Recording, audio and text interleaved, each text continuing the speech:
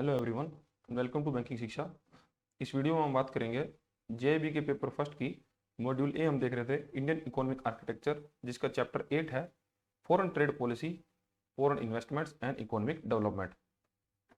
इस चैप्टर में हम टॉपिक्स जो कवर करेंगे, तो सबसे पहले तो फॉरेन ट्रेड पॉलिसी क्या होता है, फिर फॉरेन ट्रेड पॉलिसी में क्या क्या चेंजेस लाए गए जबकि इकोनॉमिक रिफॉर्म्स लाए गए थे, और फॉरेन ट्रेड पॉलिसी भारत के अंदर 2015 से 2020 में कैसी रही, और आज हम कौन सी फॉरेन ट्रेड पॉलिसी को फॉलो कर रहे हैं। फिर क्या क्या चैलेंजेस हैं जो फॉरेन ट्रेड पॉलिसी में आगे चल के फेस करने वाले हैं या फेस अभी कर रहे हैं। फिर हम देखेंगे एफडीआई और एफआईआई क्या होता है, फॉरेन डायरेक्ट इन्वेस्टमेंट और फॉरेन इंस्टीट्यूशन इन्वेस्टमेंट, और इकोनॉमिक डेवलपमेंट और इकोनॉमिक ग्रोथ में क्या फर्क है, और उसके बाद इकोनॉमिक डेवलपमेंट जो है वो किसी देश के लिए क्यों जरूरी होती है।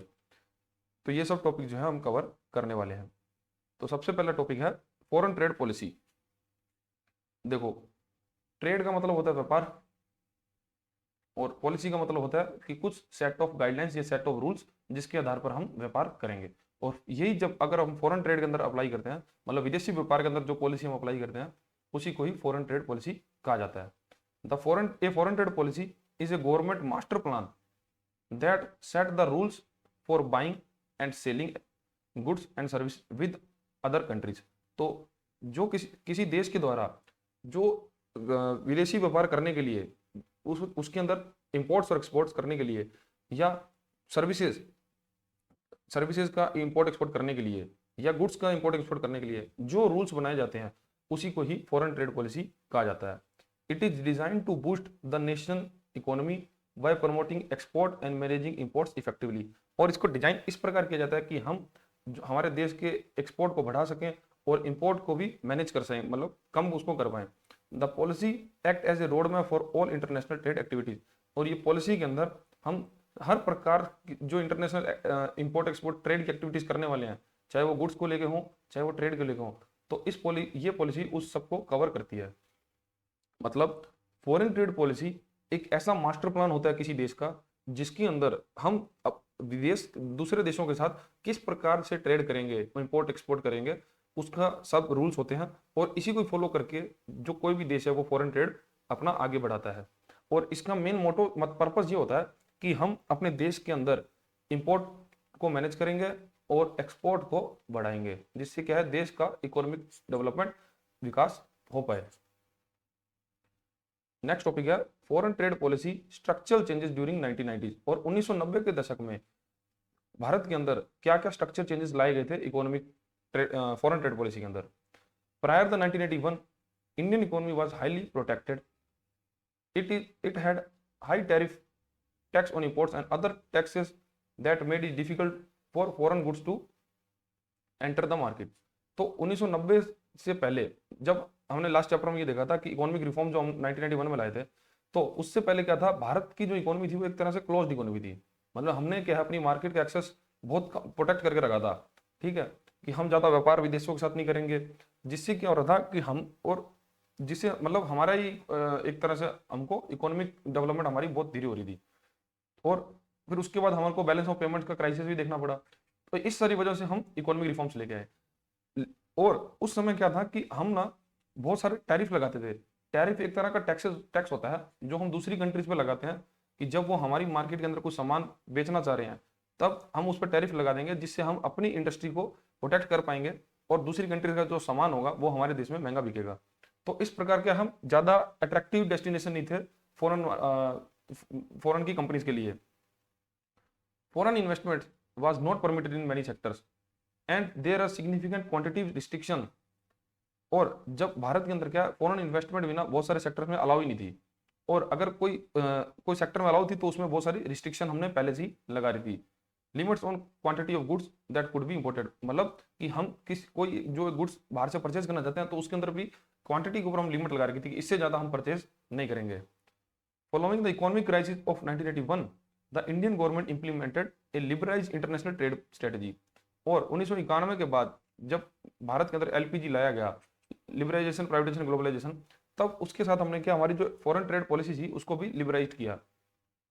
This market a significant break from protectionist trade policies of the past. These changes made और टू मेन रीजन। तो ये जो हमने अपनी इकोनॉमी ओपन किया, तो इसके दो बड़े कारण थे। To make the domestic market more competitive in international market due to pressure from international agencies like IMF और world bank as part of economic reforms programme. तो पहला कारण तो ये था कि हम ये चाहते थे कि जो हमारी लोकल कंपनीज हैं, जो हमारी डोमेस्टिक कंपनीज हैं, वो इंटरनेशनल मार्केट के अंदर अपना मतलब जो अपनी क्वालिटी है वो इंटरनेशनल मार्केट की लेवल की बना पाए। क्यों? क्योंकि जैसे ही फॉरेन कंपनीज इंडिया में आएगी तो वो अपना सामान बेचना चाहेगी, तब हमारी डोमेस्टिक कंपनी ये देखेगी कि भाई फॉरेन की जो कंपनी गुड्स बेच रही है तो उनकी क्वालिटी हमसे बहुत बेहतर है, तो हमारी कंपनीज भी उनको बीट करने के लिए अच्छी क्वालिटी बनाएगी और अच्छी सर्विस को प्रोड्यूस करेगी। और दूसरा ये था कि जब हम 1991 के अंदर बैंकरप्सी को फेस कर रहे थे, उस समय IMF और world bank, international monetary fund और वर्ल्ड बैंक की कुछ बहुत सारी रिस्ट्रिक्शन मतलब थी, बहुत सारी शर्तें थी, और उन्होंने ये कहा था कि आप जब तक आप अपने देश को अगर इकोनॉमी इस क्राइसिस से बाहर निकालना चाहते हो तो आपको अपनी इकोनॉमी को खोलना ही पड़ेगा। तो ये सब प्रेशर के लिए भी हमने फॉरेन ट्रेड पॉलिसी में बहुत सारे चेंजेस किए थे। The main goals of this trade policy reforms were to integrate the Indian economy with global economy, strengthen the competitiveness of Indian industry and solve the country adverse balance of payment problem। तो trade policy का main goal यही था कि हम अपनी जो economy है, Indian economy को, इसको इंटीग्रेट करें ग्लोबल इकोनॉमी के साथ। मतलब हम अब विदेशों की जो ट्रेड पॉलिसी थी, सॉरी विदेशों की जो इकोनॉमी थी उनके साथ हम जुड़कर और ज़्यादा ट्रेड बढ़ाएं, फॉरेन मार्केट अपना एक्सेस बाहर की कंपनीज को दें, प्राइवेटाइजेशन करें, मतलब प्राइवेट कंपनीज को और बढ़ाएं, जिससे एक मार्केट के अंदर कॉम्पिटिटिवनेस आएगा, कंपनी जो हेल्दी कॉम्पिटिशन करने लगी, और इसके साथ ही हम अपने देश को बैलेंस ऑफ पेमेंट्स प्रॉब्लम से भी निकाल पाएंगे। बैलेंस ऑफ पेमेंट्स प्रॉब्लम आपको मैं पहले भी बता चुका हूँ। बैलेंस ऑफ पेमेंट्स क्या था? जब एक कंट्री का फॉरेक्स रिजर्व गिरने लग जाए, मतलब कम होने लग जाए, तो उस प्रॉब्लम को बोलते हैं बैलेंस ऑफ पेमेंट्स। ठीक है, ये आपको शॉर्ट में बताया, मैं आपको पूरा इसका चैप्टर अलग से बताऊंगा। बस आप अभी तक इतना समझ लो कि ये प्रॉब्लम ये थी कि भारत के अंदर क्या फॉरेक्स रिजर्व उस टाइम बहुत गिरे थे, तो इस समस्या का भी सोल्यूशन हमको उस टाइम चाहिए था, इसीलिए हमको हमारी ट्रेड पॉलिसी को बहुत ज्यादा रिलैक्स करना पड़ा था। नेक्स्ट हमारा टॉपिक है foreign trade policy 2015 to 20 and उसके बियॉन्ड। तो जब भारत के अंदर फॉरेन ट्रेड पॉलिसी 2015-20 लागू हुई, तो उसमें क्या शर्तें थी और उसके अंदर क्या एम थे, और उसके बाद हमने 2015-20 के बाद क्या क्या फॉलो करना शुरू किया। तो on 1 April 2015 Indian government launched its foreign trade policy for 2015 to 20। तो 2015 से 2020 तक भारत सरकार ने फॉरेन ट्रेड पॉलिसी को लागू किया था 1 अप्रैल 2015 से। This policy was aligned with the make in India initiatives and provided A framework for promoting the export of goods and services as well as generating employment and increasing value addition in economy। तो ये policy का main मकसद था कि हम make in India पर ज्यादा focus करें, ठीक है, उसके बाद हम अपने गुड्स जो हम इंडिया में मैन्युफैक्चर करें उनका एक्सपोर्ट बढ़ाएं विदेशों के अंदर, और इसी के साथ हम देश के अंदर एम्प्लॉयमेंट भी ज्यादा ज्यादा जनरेट करें। अब इसके अंदर कुछ की एम्स डिसाइड किए गए थे। पहला था कि एक एक्सपोर्ट टारगेट डिसाइड था, the nearly double India merchandise and service export to USD 900 billion by 2020। तो एक्सपोर्ट का टारगेट जो इसमें रखा गया था 2015 के जो न्यू ट्रेड पॉलिसी में, कि हम 2020 तक भारत का जो मर्चेंडाइज एक्सपोर्ट है, मतलब मर्चेंडाइज एंड सर्विस एक्सपोर्ट्स, इसको 900 बिलियन डॉलर तक लेके जाएंगे। तो सबसे पहले तो ये देखो कि मर्चेंडाइज एक्सपोर्ट वो होता है जो गुड्स हम भारत में बनाते हैं, जो गुड्स को हम टच कर सकते हैं, तो वो जो है वो सब आएगा मर्चेंडाइज के अंदर।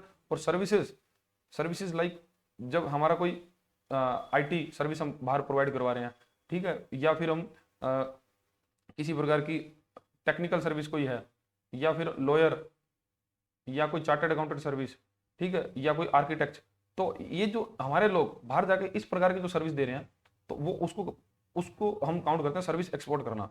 तो भारत के अंदर हम जब एक्सपोर्ट की बात करते हैं तब हम मर्चेंडाइज एक्सपोर्ट और सर्विस एक्सपोर्ट दोनों की बात करते हैं। और फॉरेन ट्रेड पॉलिसी 15-20 के अंदर ये डिसाइड किया गया था कि हम 2020 तक 900 बिलियन डॉलर तक की हमारा एक्सपोर्ट को करेंगे, इंक्लूडिंग मर्चेंडाइज और सर्विस एक्सपोर्ट। लेकिन ये जो टारगेट हम आज तक भी अचीव नहीं कर पाए हैं। For the fiscal year 2019-20 India combined export of merchandise and service are approximately 528.5 billion. तो ये हमने 2020 तक जो हमने टारगेट रखा था 900 बिलियन का, उसके अंदर हम 2019-20 तक हम 528 बिलियन ही अचीव कर पाए थे। नेक्स्ट इसके अंदर जो वो था फोकस था नेशनल अलाइनमेंट पे, to support and integrate the national initiative like make in India, digital India. तो फॉरेन ट्रेड पॉलिसी 2015-20 का फोकस ये भी था कि हम नेशनल अलाइनमेंट की तरफ काम करेंगे, हम मेक इन इंडिया और डिजिटल इंडिया पर ज्यादा फोकस करेंगे। ईज ऑफ बिजनेस, व्यापार करना भारत के अंदर सरल बनाया जाएगा। To simplify trade procedures and reduce transaction cost, making the process faster and more efficient. तो भारत के अंदर बाहरी कंपनी जो आएंगी या जो लोकल कंपनीज ही हैं जो नई नई फैक्ट्रीज लगाना चाह रही हैं, इनको इंफ्रास्ट्रक्चर चाहिए, तो उसमें क्या है हम उसको ईज करेंगे कि लोग आसानी से वेरियस लाइसेंस ले पाएं, पोल्यूशन सर्टिफिकेट्स उनको इजीली मिल पाए, मतलब जो भी बिजनेस करने के लिए उनको फैसिलिटीज चाहिए तो वो उनको सस्ते में प्रोवाइड करवाया जाए। तो ये सब स्टेप्स लिए गए थे। फिर diversification, to encourage a wider variety of export products and expand into new global market. हमने फॉरेन ट्रेड पॉलिसी के अंदर ये सोचा था कि हम हमारा जो प्रोडक्ट्स हैं जो हमारी कंट्री प्रोड्यूस कर रही है, हम उसको डाइवर्सिफिकेशन करेंगे, हम किसी एक सेक्टर को फोकस करके नहीं काम करेंगे, हम सभी सेक्टर को एक साथ लेके उसको ग्रो करना शुरू करेंगे, जिससे क्या है कि हमारी जो फॉरेन पॉलिसी है वो मजबूत बनेगी और हम किसी एक सेक्टर पर स्पेसिफिक डिपेंड नहीं हो पाएंगे। फिर एससीजीज और ई कॉमर्स, मतलब स्पेशल इकोनॉमिक जोन्स बनाएंगे और ई कॉमर्स को बढ़ावा देगा कि हम ऑनलाइन बिजनेस बढ़ाएंगे। तो to revive special economic zones and promote the growth of ecommerce exports. तो सरकार ने क्या किया, स्पेशल इकोनॉमिक जोन स्कीम लेके आई कि हम अब स्पेशल इकोनॉमिक जोन्स मतलब एक तरह से बिजनेस करने के लिए कुछ जमीन अलॉट करेंगे और उसके अंदर सस्ती दरों पर हम इन बिजनेसेस को जमीन प्रोवाइड करवाएंगे, जिससे कि है वो अपना बिजनेस सस्ते में शुरू कर पाएगा और ये पूरा एक तरह से वो बिजनेस हब बन के उभरेगा। तो मतलब अगर किसी को नया कुछ मैन्युफैक्चरिंग प्लांट लगाना है, इसमें वेरियस स्कीम्स थी, तो अगर किसी को मैन्युफैक्चरिंग प्लांट लगाना है तो वो भारत की गवर्नमेंट के पास जाके बात कर सकता है कि मुझे यहाँ पर जमीन चाहिए और सस्ते में चाहिए। तो गवर्नमेंट वेरियस जगहों पर स्पेशल इकोनॉमिक जोन्स पहले घोषित कर रखती है, जहां पर उनको बहुत सस्ते दरों पर जमीन उपलब्ध कराई जाती है कि वो अपना जो बिजनेस सेटअप है वो सस्ते में कर पाएगा। और ई कॉमर्स को बढ़ावा दिया गया, ई कॉमर्स एक्सपोर्ट को, मतलब कि अब जो हमारी लोकल डोमेस्टिक मार्केट है उनको विदेश का एक्सेस, ऑनलाइन एक्सेस मिल पाए कि वो अपना जो सामान है वो डिजिटली भी सेल कर पाए। एंड डोमेस्टिक मैन्युफैक्चरिंग को और प्रमोट किया गया, to promote higher value addition and encourage use of domestically manufacturing goods in export production. Domestic manufacturing के अंदर सरकार ने क्या कहा कि हम डोमेस्टिकली मैन्युफैक्चर गुड्स जो कि भारत में ही मैन्युफैक्चरिंग किया जा रहा है उसका जो एक्सपोर्ट है, उसका जो निर्यात है वो हम ज्यादा करेंगे, क्योंकि मतलब ये ना हो कि हम रॉ मटेरियल अगर विदेश से मंगा के उसका फिनिश गुड्स मंगा के एक्सपोर्ट कर रहे हैं, तो इससे क्या सिर्फ हमको एक इंडस्ट्री को बेनिफिट कर पाएंगे, लेकिन अगर वो गुड्स यहाँ इंडिया में ही मैन्युफैक्चर होगा और फिर उसका हम प्रोसेस करके फाइनल गुड बनाते हैं तो उसको अगर एक्सपोर्ट करेंगे तो इससे क्या है, एक तो हमारा देश का निर्यात बढ़ेगा और हम इंडिया के अंदर ही मैन्युफैक्चरिंग और प्रोसेसिंग इंडस्ट्री को दोनों को ही बेनिफिट कर रहे होंगे। तो ये सब चीजें न्यू फॉरेन एम किया गया था फॉरेन ट्रेड पॉलिसी 2015 से 20 के अंदर। तो सबसे पहले जो था हम एक्सपोर्ट टारगेट जो है, एक्सपोर्ट टारगेट डिसाइड किया था कि हम 2019-20 तक 900 बिलियन डॉलर का ट्रेड करेंगे, जो कि हम अचीव कर पाए थे सिर्फ 528.5 बिलियन का। फिर मेक इन इंडिया और डिजिटल इंडिया को बढ़ावा देने में इसमें काम किया गया था। ईज ऑफ डूइंग बिजनेस, मतलब व्यापार करना आसान बनाया गया था कि लाइसेंस उसको आसानी से मिला जाएगा और वेरियस तरह के कंप्लाइंसेस जो है उसमें छूट दी गई थी। फिर हम डाइवर्सिफिकेशन की बात करी गई थी कि हम फॉरेन ट्रेड पॉलिसी के अंदर हम किसी एक सेक्टर पर डिपेंड नहीं रहेंगे, हम डाइवर्सिफाई करके काम करेंगे। स्पेशल इकोनॉमिक जोन बनाए गए, ई कॉमर्स को बढ़ावा दिएगा कि अब चाहे कोई भी दुकानदार है या कोई इंडस्ट्री है वो ई कॉमर्स के जरिए भी अपना सामान एक्सपोर्ट कर पाएंगे। फिर डोमेस्टिक मैन्युफैक्चरिंग को भी बढ़ावा दिया गया था इसमें। अब इसके अंदर क्या है, दो स्कीम्स ऐसी इशू बनाई गई थी। The policy introduce two new schemes. The first is merchandise export from India schemes and second is service export from India scheme. ये कुछ नहीं है, ये है कि हम भारत जब एक्सपोर्ट करता था तब हमारे जो एक्सपोर्टर्स हैं उनको हम रिवॉर्ड करते थे इन दोनों स्कीम के तहत। मर्चेंडाइज स्कीम के अंदर हम मर्चेंडाइज गुड्स को लिए और सर्विस एक्सपोर्ट के लिए हम सर्विस गुड्स को, ठीक है। तो मतलब ये था कि जैसे ही हमारे जो कंपनीज हैं वो बाहर विदेश के अंदर माल एक्सपोर्ट करती थी, तब सरकार उनको एक्सपोर्ट करने के ऊपर इंसेंटिव देती थी। तो ये स्कीम के अंदर इसी की बात करी गई है कि एक्सपोर्ट को बढ़ावा देने के लिए भारत सरकार ने न्यू ये फॉरेन ट्रेड पॉलिसी 2015-20 के अंदर दो न्यू स्कीम इशू करी थी, MEIS और SEIS, merchandise export from India scheme और service export from India scheme. इसका ये मतलब था कि अब हम हमारे एक्सपोर्टर्स को रिवॉर्ड करेंगे जब वो स्पेसिफिक गुड्स बेचेंगे स्पेसिफिक मार्केट के अंदर। जैसे सरकार पहले से ही डिसाइड कर देती है कि आप इस मार्केट के अंदर ये सामान अगर बेचोगे, सपोज करो कि सरकार बोलती है कि आप यूएसए के अंदर इस टाइप की अगर टी शर्ट्स बना के सेल करते हो तब हम आपको इतना % रिवॉर्ड करेंगे। तो ये बहुत लंबी लंबी इसकी लिस्ट है, तो उसके आधार पर फिर एक्सपोर्टर्स को इंसेंटिवाइज किया जाता था। तो ये दो स्कीम जो आई थी वो फॉरेन ट्रेड पॉलिसी 2015-20 के अंदर आई थी। अब ये तो हमने बात कर ली कि फॉरेन ट्रेड पॉलिसी के अंदर गवर्नमेंट ने क्या क्या फोकस एरिया जो रखे, मतलब क्या किस किस टारगेट रखे जो उसको अचीव करने के लिए, और फिर उसके अंदर कौन सी दो पॉलिसीज इशू करी थी, जो इशू मतलब दो नई स्कीम लेके जो आए थे। अब क्या क्या वो जो गोल्स हमने सेट किए ऊपर, मेजर स्टेप्स उसमें क्या लिए गए सरकार द्वारा, मतलब ये जो गोल हमने पहले बनाए थे कि एम जो था गवर्नमेंट का 15-20 पॉलिसी के तहत, तो उसके लिए सरकार ने काम क्या किया एक्चुअल। तो मेजर स्टेप जो लिए गए वो ये हैं। जो फर्स्ट था simplification and merger of reward scheme. तो पहले क्या था, जो ये दो रिवॉर्ड स्कीम अभी जो शुरू की थी MEIS और SEIS, ये स्कीम क्या थी, पहले 5 स्कीम्स के अंदर डिवाइडेड थी। तो MEIS की सिर्फ मर्चेंट एक्सपोर्ट के लिए 5 स्कीम्स थी, तो उसको सबको मर्ज करके एक बना दिया गया था। 5 different schemes for rewarding merchandise export were merge into single scheme the MEIS merchandise export from India schemes. ठीक है, नेक्स्ट इसमें काम किया गया था served from India scheme was replaced with the SEIS service export from India scheme. तो मतलब पहले क्या था कि ना बहुत सारे जो गुड्स थे उसको बहुत भागों में बांटा गया था, तो उसके लिए 5 अलग अलग स्कीम्स थी कि अगर कोई आपका गुड्स किस कैटेगरी में आ रहा है तो उसके आधार पर उसको रिवॉर्ड दिया जाएगा। लेकिन सरकार ने इसको इजी बनाने के लिए 5 स्कीम को मर्ज करके एक बना दिया MEIS, और सर्विस के मामले में जो स्कीम चल रही थी सर्व्ड फ्रॉम इंडिया स्कीम, उसको भी service exported from India scheme में बदल दिया। द ड्यूटी क्रेडिट स्क्रिप्ट मतलब रिवॉर्ड्स issued under MEIS और SEIS were made fully transferable. These scripts could be used to pay custom duty, excise duty और service tax. तो सरकार ने क्या किया, हम जानते हैं कि इस ये दोनों SEIS और MEIS के तहत रिवॉर्ड दिए जाते थे।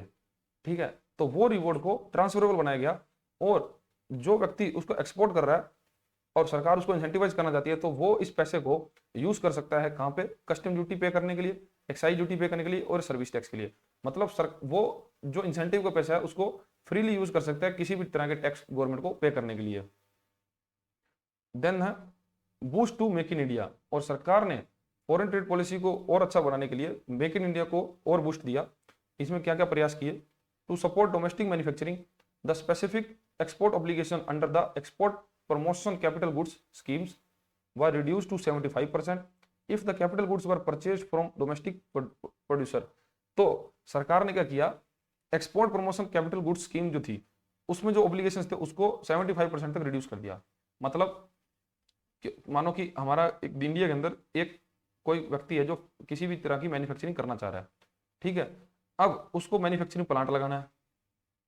अब मानो कि वो जो प्लांट है, जो प्लांट के लिए जो मशीनरी यूज में लेनी है वो मशीनरी इंडिया में उसको नहीं मिल रही, अब उसको विदेश से एक्सपोर्ट करनी है। फॉर एग्जांपल हमको वो मशीनरी जापान से एक्सपोर्ट करनी है। तब पहले क्या होता था कि अगर उसको वो मशीनरी खरीदनी है तो इंडियन गवर्नमेंट क्या है उस मशीनरी पे भी टैक्सेस, वेरियस टैक्सेस लगा देती थी। ठीक है, तो अब ये जो मैन्युफैक्चर प्लांट लगाना चाह रहा था व्यक्ति, उसको वो मशीन और बहुत ज्यादा महंगी पड़ेगी। ठीक है, तो सरकार ने एक स्कीम निकाली, export promotion capital goods. Capital goods मतलब कि आप मशीनरी या प्लांट, इनकी बात हो रही है कि अगर कोई व्यक्ति भारत के अंदर मैन्युफैक्चरिंग करना चाह रहा है और उसके लिए कोई अगर capital goods like plant, machinery, अगर कुछ ऐसी चीज परचेज करना चाह रहा है विदेश से, तब सरकार उस पर टैक्स में उसको छूट दे देगी। ठीक है, और ये छूट लगभग रखी गई थी 75% तक। मतलब अगर पहले कोई व्यक्ति 10 लाख रुपए की कोई मशीनरी बाहर से खरीद रहा है तो सरकार उस पर टैक्सेस लगा देती, हैवी टैक्सेस, मतलब कई बार तो 100% ही लगा देती थी। तो इंपोर्ट ड्यूटी इतनी ज्यादा थी, तो वो मान लो उसको मशीन पड़ती थी 20 लाख की, जिससे उसको मतलब कोई ज्यादा लोग ना फिर इंपोर्ट करने के पक्ष में नहीं थे, मतलब वो इतना अट्रैक्टिव नहीं फील करते थे इसके लिए कि वो अगर बाहर से इंपोर्ट कराएं, और फिर वो बिजनेस करने के लिए इतना मोटिवेटेड नहीं थे। लेकिन सरकार ने फिर इसको कम किया, तो वही इसको 20 लाख वाली मशीन जो है 12,50,000 में पड़ने लगी। ये एग्जाम्पल के बता रहा हूँ। तो उसको जो मशीन सस्ती पड़ने लगी, तो सरकार ने मतलब डोमेस्टिक प्रोडक्शन को बढ़ाने के लिए ये स्कीम लेके आई थी, export promotion capital good scheme. और नेक्स्ट सरकार ने काम किया था, products with high domestic content received from higher rewards under MES। और अगर कोई प्रोडक्ट हम एक्सपोर्ट कर रहे हैं और उसके अंदर भारत के अंदर मतलब डोमेस्टिक कंटेंट उसमें ज्यादा है, मतलब भारत के अंदर उस जो प्रोडक्ट मान लो 4 चीजों से मिलकर बना है, तो मानो उन 4 चीजों के अंदर डोमेस्टिक मैन्युफैक्चरिंग किए गए प्रोडक्ट का मिश्रण ज्यादा है, तो वो उसको जो रिवॉर्ड दिया जाएगा, इंसेंटिवाइज किया जाएगा, वो भी हायर किया जाएगा। तो मेक इन इंडिया को बढ़ावा देने के लिए सरकार ने पहले तो EPCG स्कीम लाई, उसके अंदर उनको वेरियस छूट दी जाती थी, और साथ में उसको जो एक्सपोर्ट कर रहे थे उसको MES स्कीम के तहत ज्यादा रिवॉर्ड दिया जा रहा था। नेक्स्ट काम सरकार ने किया था, trade facilitation and ease of doing business. The need of submit hard copies of application and documents were eliminated. तो सरकार ने क्या किया, अगर कोई कंपनी सरकार से वेरियस लाइसेंस के बारे में बात करना चाह रही है या कोई क्लियरेंस चाहिए उसको, ठीक है, तो उसको अंदर पहले वो एक एक डिपार्टमेंट में जाकर पेपर वर्क पूरा करना पड़ता था, जो कि बहुत लंबा काम होता था। लेकिन सरकार ने इस चीज को खत्म कर दिया। अब सरकार ने ऑनलाइन और पेपरलेस सिस्टम लॉन्च किया, जिससे क्या है, जो बिजनेसमैन है, जो बिजनेस करना चाह रहा है, उसको बहुत असुलियत होगी, वो उसको वेरियस डिपार्टमेंट में जाके चक्कर नहीं लगाने होंगे। And online paperless system was promoted and dedicated email address from the for faster communication with director general of foreign trade. तो एक ईमेल मतलब वो डिजिटली अब सरकार से वार्तालाप कर सकता था, और अगर वो चाहे तो director general of foreign trade से भी कॉन्टैक्ट कर पा रहा था अगर उसको कोई ऐसी समस्या आ रही है।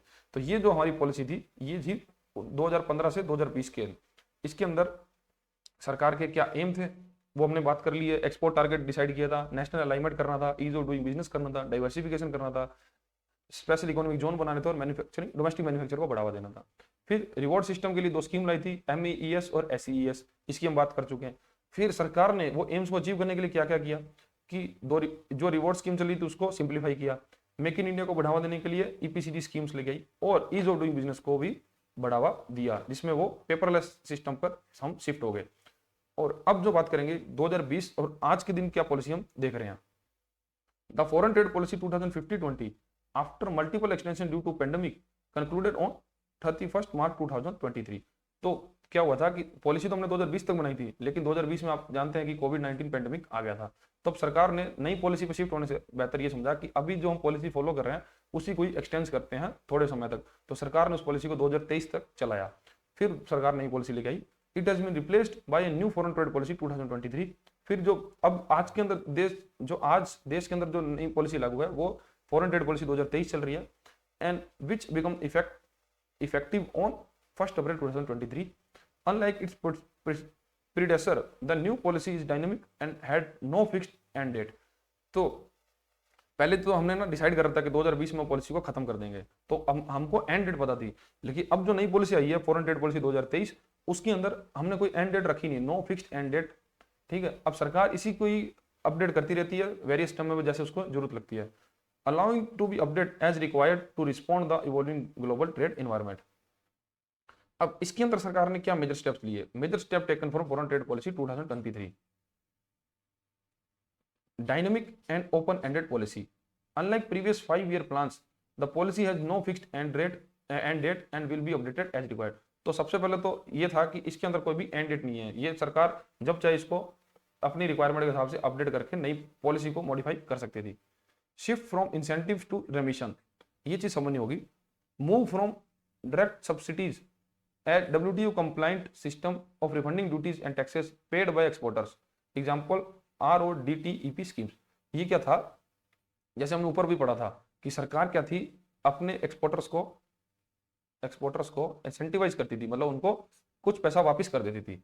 लेकिन WTO ने देखा, वर्ल्ड ट्रेड ऑर्गेनाइजेशन जो कि दुनिया के अंदर वर्ल्ड जो ट्रेड को एक तरह से ट्रेड को मॉनिटर करता है, सभी ये मतलब वर्ल्ड ट्रेड ऑर्गेनाइजेशन क्या ऐसे रेगुलेशन बना के रखता है कि कोई भी देश कोई ट्रेड करने के लिए कोई गलत पॉलिसी को फॉलो ना करे। ठीक है, अब इंडिया जो कर रहा था ना, इंडिया ये कर रहा था कि अपने एक्सपोर्टर्स को कैश में इंसेंटिवाइज कर रहा था। कैश में अगर इंसेंटिवाइज कर रहा था तो वो उस जो हमारे एक्सपोर्टर थे उस कैश का यूज वेरियस टैक्सेस को भरने में कर रहे थे, जैसे एक्साइज ड्यूटी। मतलब आप उनको कैश, हम उनको कैश देते थे, वो चाहे तो उससे टैक्सेस भर सकते थे, नहीं तो उसको यूज कैश में ही कर सकते थे।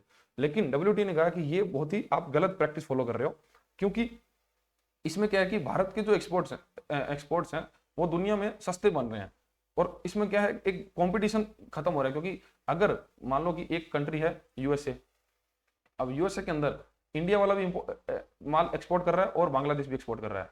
अब इंडिया जो है अपने एक्सपोर्टर्स को क्या दे रहा है, इंसेंटिव। ठीक है, अब इंडिया इंसेंटिव दे रहा है तो इंडिया के जो एक्सपोर्टर्स हैं उनका जो माल है वो सस्ता बनेगा उनके लिए। क्योंकि मान लो वो 100 रुपए का सामान यूएसए में भेज रहे हैं और इंडियन गवर्नमेंट उनको 5 रुपए वापस कर रही है, तो उनका उनका जो कॉस्ट है वो 95 रुपए ही।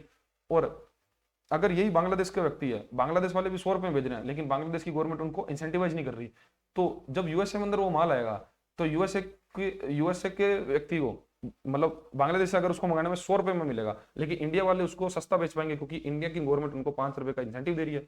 तो होगा क्या कि यूएसए के अंदर इंडिया का माल 95 रुपए पहुंचेगा और बांग्लादेश का माल 100 रुपए में पहुंचेगा।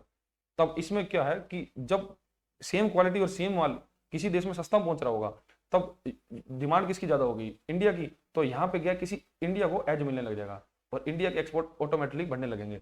तो ये चीज को देखते हुए डब्ल्यूटीओ ने ये घोषणा करी कि अब इंडिया इंसेंटिव सिस्टम से शिफ्ट करके रेमिशन सिस्टम पे जाएगा। रेमिशन सिस्टम मतलब कि सरकार उनको इंसेंटिवाइज कैश में ना करते हुए जो वेरियस ड्यूटी और टैक्सेस उनसे वसूल रहे हैं एक्सपोर्टर से, जब कोई एक्सपोर्टर इंडिया में मैन्युफैक्चरिंग कर रहा है तो सरकार उससे वेरियस तरह के टैक्सेस वसूलती है। ठीक है, तो सरकार उसको टैक्स में छूट दे दे, ना कि उसको इंसेंटिवाइज करे इन कैश। तो ये जो सिस्टम लाएगा था, ये रेमिशन सिस्टम डब्ल्यूटीओ ने कंप्लाइंट करने को बोला, और भारत सरकार अभी न्यू ट्रेड पॉलिसी 2023 के अंदर इसी चीज पे शिफ्ट हो गई है। ठीक है, तो ये जो स्कीम थी RODTEP, ये वर्ल्ड डब्ल्यूटीओ की स्कीम थी, रेमिशन on duties and taxes on exported product, RODETP। Districts as Exported Hub, DEH, a key initiative to identify and promote unique products from every district, boosting grassroots level export। और new foreign trade policy के अंदर जो नई foreign trade policy 2023 आई थी, उसके अंदर सरकार ने डिस्ट्रिक्ट एज एक्सपोर्टर हब बनाया, मतलब हर डिस्ट्रिक्ट को सेलेक्ट किया और उसके अंदर एक ऐसा प्रोडक्ट खोजना जो कि हम एक्सपोर्ट कर पाएंगे। इससे क्या है कि हम ग्रास रूट लेवल पे एक्सपोर्ट को बढ़ावा दे पाएंगे। Focus on e commerce export, a dedicated policy framework to support online exporters, including raising the pre-consignment value limit of courier export from 5 lakh to 10 lakh। तो सरकार ने क्या किया, ई कॉमर्स एक्सपोर्ट्स जो हमारे इंटरनेट के जरिए जो ऑनलाइन जो हम एक्सपोर्ट कर रहे थे उसको ई कॉमर्स बोलते हैं। तो सरकार ने क्या किया कि जो कोरियर एक्सपोर्ट्स थे वो 5 लाख से बढ़ाकर 10 लाख कर दिए। इसका ये मतलब होता है कि मानो कोई इंडियन एक्सपोर्टर है जो सामान बेच रहा है ऑनलाइन विदेशों में, मतलब ठीक है एक्सपोर्ट कर रहा है, लेकिन पहले क्या होता था कि अगर या तो हमको जो बड़े शिप जाते हैं, ठीक है, उनके जरिए भेजना पड़ता था, तो उसमें क्या, एक तो टाइम बहुत लगता था, ठीक है, और बहुत बार क्या वो सामान उस कंडीशन में पहुंच भी नहीं पाता था। तब वहां पे आया फास्ट कोरियर सर्विस। ठीक है, तो ये क्या होते थे, फास्ट कोरियर वाले आपका जो पैक है, मतलब मानो आपका एक इतना कोई कोरियर है, उस कोरियर को उसी कस्टमर के, मतलब आप इंडिया से उनको दे दो और वो उस कस्टमर के, मान लो कहीं बाहर रहता है, फॉरेन अब्रॉड रहता है, तो वहां पर उसके घर तक डिलीवर करने का काम करता है। लेकिन इसमें समस्या ये थी कि पहले तो ये जो फास्ट कोरियर सर्विस है ना, ये पहले सिर्फ 5 लाख तक ही अलाउ करते थे, मतलब भारत सरकार उनको 5 लाख तक का कंसाइनमेंट ले जाना ही अलाउ करती थी। लेकिन फिर जिस प्रकार से ट्रेड बढ़ने लगा, एक्सपोर्ट हमारे बढ़ने लगे, तो सरकार ने इसको 10 लाख कर दिया। अब मतलब अगर आप फास्ट डिलीवरी चाहते हो विदेश के अंदर, तब आप कोरियर एक्सपोर्ट कर ले सकते हो, जो कि पहले 5 लाख लिमिट थी, अब वो कोरियर एक्सपोर्ट गवर्नमेंट ने 10 लाख लिमिट कर दी। नेक्स्ट सरकार ने काम किया था enhanced ease of doing business. Ease of doing business बनाने के सरकार ने क्या किया, promotes automated online approvals, reduce processing times. तो सरकार वेरियस लाइसेंसिंग या पेपर वर्क को ऑनलाइन बना दिया, जिससे कि उनका प्रोसेसिंग टाइम भी कम होने लगा।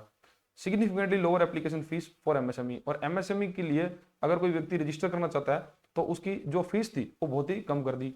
Introduce a one time MST scheme to settle old compliance issues, और सरकार ने एक एमनेस्टी स्कीम लॉन्च करी, जो कि कोई कंप्लायंस इशू अगर किसी व्यक्ति के पहले सरकार के पास फंसे हुए हैं, मान लो कि सरकार के पास कुछ ऐसे आपके केसेस हैं, मतलब सरकार ने कुछ मान लो पेनल्टी आप पे लगा रखी है थ्रू वेरियस, आपका कोई भी लॉ, आपने अगर कुछ छोटा मोटा लॉ कोई तोड़ा हो, तो उसके लिए अगर सरकार ने पेनल्टी ला रही है, लेकिन आप उसको चुका नहीं पा रहे हो, लेकिन सरकार वेरियस टाइम्स के अंदर एमनेस्टी स्कीम लेके आएगी कि आप एक बार ऐसे करो, उस पेनल्टी का कुछ हिस्सा भर दो और हम आपका पूरा जो पेनल्टी है उसको माफ कर देंगे। फॉर एग्जाम्पल, जैसे आपको रियल वर्ल्ड एग्जांपल देता हूं, जैसे मानो कि आप एक बुक लेते हो लाइब्रेरी से, ठीक है। अब बुक लाइब्रेरी से आपने ली कुछ एक स्पेसिफिक टाइम के लिए, मानो कि ली आपने 30 दिन के लिए, ठीक है, 30 दिन के लिए बुक इशू करा ली, लेकिन आप क्या हुआ, आपसे वो बुक गुम गई या आप उसको वापस करना भूल गए 30 दिनों बाद, तब वो लाइब्रेरी आप पे क्या लगा रही है, पेनल्टी, ठीक है, पेनल्टी लगा रही है। और आप फिर क्या कर रहे हो, आप बुक वापस देने की जगह पर आप लाइब्रेरी जाना ही बंद कर दिया आपने, आप कहेगा मैं जाऊंगा नहीं क्योंकि मुझसे वो पैसा मांगेगा। और फिर क्या हो गया, एक दिन लाइब्रेरी वाले ने एक स्कीम निकाली कि आप ऐसे करो कि अब आप आके मुझे बुक वापस कर दो और कुछ थोड़ा सा पैसा भर दो, क्योंकि पेनल्टी मान लो डे वाइज है कि आपको रोज वो पेनल्टी के बढ़ती जा रही है बढ़ती जा रही है, ठीक है। लेकिन लाइब्रेरी वाले ने बोला कि आप आगे मुझे कुछ पैसा भर दो और आपका पूरा ओवरड्यू जो है वो माफ कर दूंगा, और फिर आप आगे से लाइब्रेरी जैसे पहले यूज कर रहे थे वैसे आप यूज कर सकते हो। तो यही आप ट्रेड में अप्लाई करो कि सरकार ने क्या कहा कि आप हमारा थोड़ा बहुत जो पेनल्टी वो भर दो और उसके बाद आप दोबारा से ट्रेड जो भी आप करना चाहो वो कर सकते हो। तो इस तरह की स्कीम भी सरकार ने लॉन्च करी। तो मेजर स्टेप्स गवर्नमेंट ने इसमें क्या लिए, 2023 की जो फॉरेन ट्रेड पॉलिसी थी, कि एक तो ओपन एंडेड पॉलिसी बनाई जिसमें कोई भी एंड नहीं था उस पॉलिसी का, मतलब वो जब सरकार चाहे उसको मॉडिफाई कर सकती है। फिर इंसेंटिव स्कीम से वो शिफ्ट हो गई रेमिटेंस स्कीम में। नेक्स्ट, हर डिस्ट्रिक्ट को एक प्रोडक्ट ऐसा खोजा जिसमें कि हम उसको एक्सपोर्ट हब बना पाए उस डिस्ट्रिक्ट को। फिर ई कॉमर्स को बढ़ावा देने के लिए सरकार ने बहुत प्रयास किए, जैसे कोरियर एक्सपोर्ट्स को 5 से 10 लाख तक बढ़ा दिया। फिर ईज ऑफ डूइंग बिजनेस बढ़ाने के लिए सरकार ने बहुत सारी चीजें जो ऑटोमेट कर दी, जिसमें क्या, एक तो क्या कि इंडिया के अंदर ये समस्या थी कि हम अगर कोई भी अप्रूवल के लिए सरकार के पास जाते हैं तो वहां पर वो डिपार्टमेंट भी बहुत करप्ट, मान लो कोई करप्शन है, अब करप्शन हमको बहुत मिल रहा है कि वहां पर पैसा देना पड़ रहा है, ठीक है, फिर वो उसमें समय बहुत लगा रहे हैं। और इसमें क्या कि जब प्रोसेस सारा ऑटोमेट हो जाएगा ना, जब ह्यूमन का इसमें इंटरफेरेंस नहीं होगा तब चीजें बहुत आसान हो जाएंगी, ठीक है। और वेरियस अप्रूवल जो है वो ऑनलाइन कर दिए, जिससे कि आपका प्रोसेसिंग टाइम वो कम होने लगा। एमएसएमई फीस सरकार ने कम कर दी, एमनेस्टी स्कीम लेके आई। तो इस तरह ने सरकार ने फॉरेन ट्रेड को बढ़ावा देने के लिए बहुत प्रयास किए under foreign trade policy 2023। For the fiscal year 24-25 India total export including merchandise and service estimated at $820.9 billion. तो सरकार का आज मतलब 2020-24-25 जो हमारा लास्ट फाइनेंशियल ईयर था उसके अंदर एस्टिमेटेड जो है ये 820 बिलियन का अनुमान है कि इतना हमारा रहेगा एक्सपोर्ट। अब एस्टिमेटेड इसलिए है क्योंकि अभी तक सरकार ने टिल अगस्त अभी तक भी इसके एक्चुअल नंबर बताए नहीं है, तो हम एस्टिमेट ये लेके चलते रहे हैं कि 820 बिलियन के आसपास हमारा एक्सपोर्ट रहेगा, जिसमें मर्चेंडाइज एक्सपोर्ट जो रहेंगे वो 437 बिलियन के रहेंगे और सर्विस एक्सपोर्ट जो 383 बिलियन के रहेंगे। अब देखो, हमने जो फॉरेन ट्रेड पॉलिसी ऊपर हमने बात भी करी है कि 2020 हमने बनाई थी, सॉरी 2015 से 2020 बनाई थी, इसके अंदर हमारा टारगेट कितना था 900 बिलियन का, और 900 बिलियन का टारगेट हमने तब रखा था, लेकिन आज भी हम 2024-25 में एस्टिमेट कितना है 820 बिलियन, तो अभी भी हम 900 बिलियन का टारगेट टच नहीं कर पाए हैं। और करंट जो टारगेट गवर्नमेंट एक्सपोर्ट का लेके चल रही है वो ये है, तो टारगेट दो तरह के हैं, एक लॉन्ग टर्म टारगेट है, एक नियर टर्म प्रोजेक्शन है। तो लॉन्ग टर्म टारगेट क्या हमारा कि foreign trade policy 23 has set ambitious long term target for reaching $2 trillion in total export bye 2030। तो सरकार ये कह रही है कि 2030 तक हम इंडिया के अंदर मर्चेंडाइज और सर्विस का एक्सपोर्ट जो है वो 2 ट्रिलियन तक ले जाएंगे, this including 1 trillion merchandise and 1 trillion service. तो 1 ट्रिलियन उसमें मर्चेंडाइज होगा और 1 ट्रिलियन सर्विस में होगा। और नियर टर्म प्रोजेक्शन क्या है, for the current fiscal year 2025-26 the apex export bodies like Federation of Indian Export Organization are projecting the Indian total export could cross 1 trillion marks driven by the robust global demand and benefit the recent free trade agreements। तो India के अंदर जो federation of Indian export organisation है उनका ये अनुमान है कि हम 1 ट्रिलियन का मार्क टच कर लेंगे एक्सपोर्ट्स का, क्योंकि अब जो हमारी सरकार है वो वेरियस कंट्रीज के साथ फ्री ट्रेड एग्रीमेंट को बढ़ा रही है। फ्री ट्रेड एग्रीमेंट का मतलब कि अब हम ट्रेड को करना स्मूथ बनाएंगे, और इसके साथ हम क्या करेंगे कि अब हम वेरियस जो टैरिफ लगाते हैं वेरियस कंट्रीज पर उसको भी कम करेंगे, जिससे क्या हमारा एक्सपोर्ट बढ़ेगा। तो सरकार का लॉन्ग टर्म टारगेट ये है कि हम 2030 तक हमारा जो ट्रेड एक्सपोर्ट है वो 2 ट्रिलियन तक ले जाएंगे, जिसमें 1 ट्रिलियन मर्चेंडाइज और 1 ट्रिलियन सर्विसेज होगा। और नियर प्रोजेक्शन ये है कि 2025-26 जो करंट फाइनेंशियल ईयर है इसके अंदर हम 1 ट्रिलियन का मार्क जो है टच कर लेंगे। तो ये हमारा था टॉपिक जो जिसमें हमने कवर किया फॉरेन ट्रेड पॉलिसी 2015 से 2020 और जो भी करंट फॉरेन ट्रेड पॉलिसी हम फॉलो कर रहे हैं 2023। ठीक है, नेक्स्ट हमारा टॉपिक है challenges to be address in upcoming foreign trade policy. अब फॉरेन ट्रेड पॉलिसी में क्या क्या चैलेंजेस हमको फेस करने पड़ेंगे। Recent events has shown the India's over dependence on a few products and a few market has had negative impact on international trade earnings. तो अब ऐसे कुछ इवेंट्स हैं जिससे हमको ये पता चला है कि इंडिया की जो निर्भरता है किसी प्रोडक्ट्स के ऊपर वो बहुत ही खराब है भारत देश के लिए, और इससे इंटरनेशनल ट्रेड भी भारत को नुकसान होता है। जैसे अब आप एक बात लेके चलो, जैसे हम चाइना के साथ ट्रेड करते हैं, चाइना के साथ ट्रेड करते हैं तो चाइना जो है हमसे बहुत ही कम माल जो है परचेज करता है, लेकिन हम उससे बहुत ज्यादा माल मंगा रहे हैं। इससे होता क्या है कि बहुत सारे जो डॉलर्स हैं वो हमारे देश से बाहर जाएंगे चाइना के पास, तो हमारे देश में क्या है फॉरेक्स रिजर्व कम होगा। ठीक है, और इससे हमारा करंट अकाउंट डेफिसिट जो है वो भी बहुत ज्यादा बढ़ जाएगा। ठीक है, क्योंकि हमारे रिजर्व है जो कम हो रहे हैं।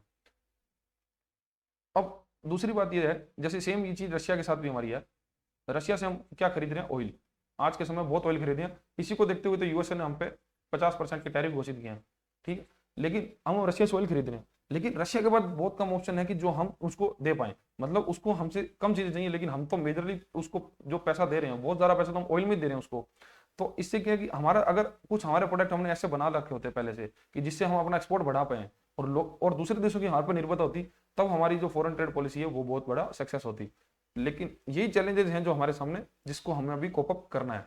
अब ये कैसे कर सकते हैं कि देखो, सबसे बड़ा योगदान हम इसमें यही दे सकते हैं कि हम सब एज इंडियन हम जो इंडियन प्रोडक्ट्स हैं उसको ही ज्यादा परचेज करें। इससे क्या है कि हमारी बाहर के देशों पर निर्भरता कम होगी और हमारे जो लोकल मैन्युफैक्चरर हैं उनको बूस्ट मिलेगा। ये चीजें ऐसे नहीं है कि अब आप सोचेंगे कि हम अकेले सर क्या कर सकते हैं। आप अकेले बहुत कुछ कर सकते हो अगर आप चाहो तो। The new foreign trade policy need to address following issue. और क्या क्या फॉरेन के इश्यूज थे न्यू ट्रेड पॉलिसी में। पहला था diversification. India needs to diversify its trading partner both for export और import. This means exploring the new market in Africa, South East Asia, Latin America and finding alternative suppliers for products that are currently sourced heavily from few countries specially China. तो India को जो है अपना माल बेचने के लिए और खरीदने के लिए अपने जो कंट्रीज हैं उसको डाइवर्सिफाई तरीके से देखना होगा। मतलब हम किसी एक कंट्री पे डिपेंड नहीं हो सकते। जैसे मान के चलो अब पूरा वर्ल्ड जो था कोविड के समय हमने जब सप्लाई चेन देखी कि इतनी बेकार हो गई थी, क्योंकि पूरा वर्ल्ड जो है वो चाइना पे ही डिपेंडेंट था, क्योंकि चाइना ही जो है जो मेजरली मैन्युफैक्चर कर रहा था और पूरे वर्ल्ड में सप्लाई करता। लाइक पीपीडी किट्स थी या फेस मास्क थे, ठीक है, वो सब चाइना ही मैन्युफैक्चर कर रहा था। अब अगर तो चाइना ही बंद हो गया और दुनिया भी डरने लगी कि चाइना से अगर माल मंगाएंगे तो हमारे देश में उसके साथ कोविड भी ना आ जाए, या वहां के लोग हमारी कंट्री में आएंगे तो वो कोविड लेके ना आ जाए, तो ये जब डर था तब बहुत सारी इकोनॉमीज क्रैश होने लगी, क्योंकि हम उसमें बहुत पैनिक था उस टाइम मार्केट में।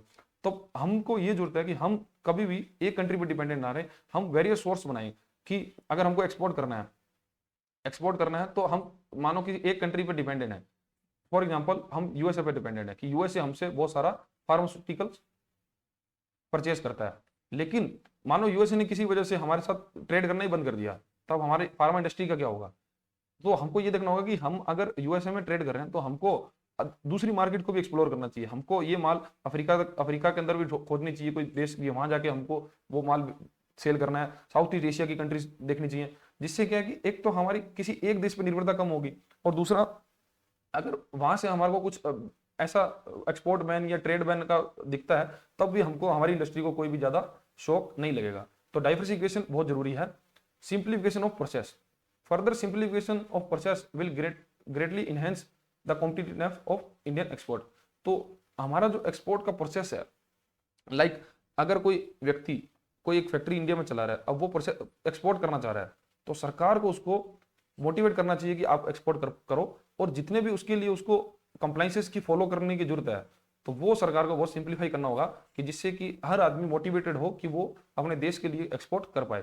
तो प्रोसेस को सिंप्लीफिकेशन करना जरूरी है। Responding to deglobalization, the policy needs to consider the strategic retreat from globalization and rise the inward looking economic policies as potential threat.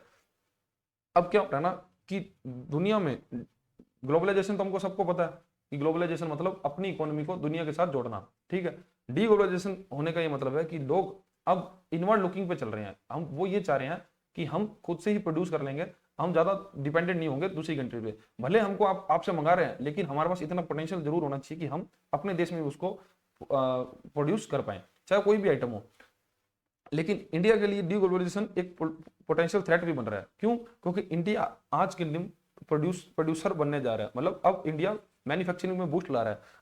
अब जब तक हम मैन्युफैक्चरिंग अच्छे से करेंगे हर प्रोडक्ट को, तब तक क्या होगा कि दुनिया इनवर्ड लुकिंग पे चली जाएगी। मतलब वो दुनिया ये सोचने लग जाएगी अब हम किसी पे डिपेंडेंट ना रहे। क्योंकि हम वेरियस इवेंट्स में ये देख चुके हैं, लाइक जैसे यूक्रेन रशिया वॉर हुआ, चाहे कोविड-19 पेंडेमिक हुआ, तो उसमें क्या है कि दुनिया ना बहुत जल्दी कट ऑफ कर देती है अपने आप से।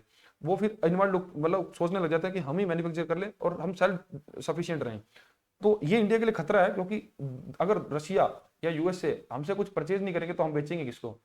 तो डी ग्लोबलाइजेशन को रिस्पॉन्ड करने के लिए इंडिया तैयार होना चाहिए। तो हमको अपनी या फिर हमको अपनी इंडस्ट्री को बचाने के लिए हमको सेल्फ कंजप्शन बहुत बड़ी बनानी होगी। हमारे पास क्या पॉपुलेशन बहुत है, तो हमको अपनी इकोनॉमी को इस प्रकार से डिजाइन करना होगा कि हम सेल्फ सफिशिएंट हो पाए और हम जितना प्रोड्यूस करें उतना ही हमारे देश में खप जाए।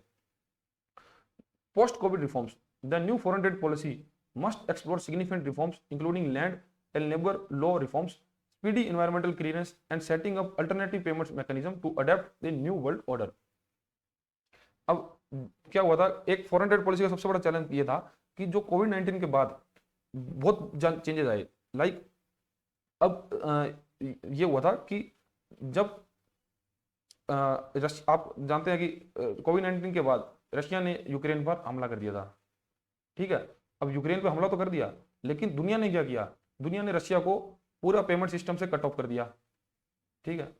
पेमेंट सिस्टम से बैन कर दिया। लाइक जो पेमेंट का रेमिटेंस सिस्टम जो वर्ल्ड वाइड चलता है वो है शिफ्ट सिस्टम। इसके थ्रू ही जैसे इंडिया के अंदर हम आरटीजीएस एनईएफटी करते हैं, तो ये तो हम डोमेस्टिक लेवल पे करते हैं, लेकिन अगर आप ग्लोबल लेवल पे करना तो वो उसके लिए शिफ्ट सिस्टम बना रहेगा। तो दुनिया ने फटाफट उसको रशिया को बाहर निकाल दिया। अब हमको क्या है कि हमको ऐसे अल्टरनेटिव पेमेंट मैकेनिज्म बनाने होंगे देश के अंदर कि हम किसी एक पे डिपेंडेंस ना हो। क्योंकि अब जो वर्ल्ड ऑर्डर चल रहा है वो बहुत ही अनप्रिडिक्टेबल है कि कौन सी कंट्री कब कब कहाँ झुक जाए हमको नहीं पता। तो अब हमको क्या डिपेंडेंसी बाहर की कंट्रीज पे कम से कम रखनी है, जिससे क्या है कि कभी वर्ल्ड ऑर्डर अगर चेंज होता है, ठीक है, जियोपॉलिटिक्स क्या कि किसी इसके अंदर कोई भी आपका परमानेंट फ्रेंड और परमानेंट एनिमी नहीं होता। इसमें सब इंटरेस्ट काम करते हैं। आपका जब नेशनल इंटरेस्ट कहीं पे अलाइन होगा तब आपको उसी के आधार से काम करना होगा, ठीक है। तब हमको अपने आप को डिपेंडेंट कम रखते हुए सबसे पहले तो अल्टरनेटिव पेमेंट मैकेनिज्म बनाना होगा। दूसरा, जो हमारी कंट्रीज के अंदर काम करना चाह रहे हैं कोई भी लोग, तो हमको उनको मोटिवेट करना होगा कि वो काम करें। इसके लिए कि उनको एनवायरमेंटल क्लीयरेंस अगर चाहिए तो हम उसको क्या जल्दी दे सकते हैं, जल्दी करवाना चाहिए। या लैंड और लेबर लॉ रिफॉर्म्स हैं, जैसे अगर किसी को लैंड चाहिए सस्ते में तो सरकार को उसको प्रोवाइड कराना चाहिए। और लेबर लॉज हैं, तो जैसे सख्त अगर लेबर लॉज बनाएंगे तो उसमें क्या कि लेबर भी काम करना पसंद करेगी। तो मतलब क्या है कि फॉरेन ट्रेड पॉलिसी अगर अच्छे से चलाने के लिए हमको ऐसा नहीं कि बाहरी अपना पॉलिसी को ही सही करना है, हमको वेरियस रिफॉर्म्स और भी लेके आने पड़ेंगे। लाइक हमको लेबर लॉस अच्छे करने होंगे, जो हमारे लैंड रिफॉर्म्स है उनको अच्छा करना होगा, और पेमेंट सिस्टम भी हमारा मजबूत करना होगा।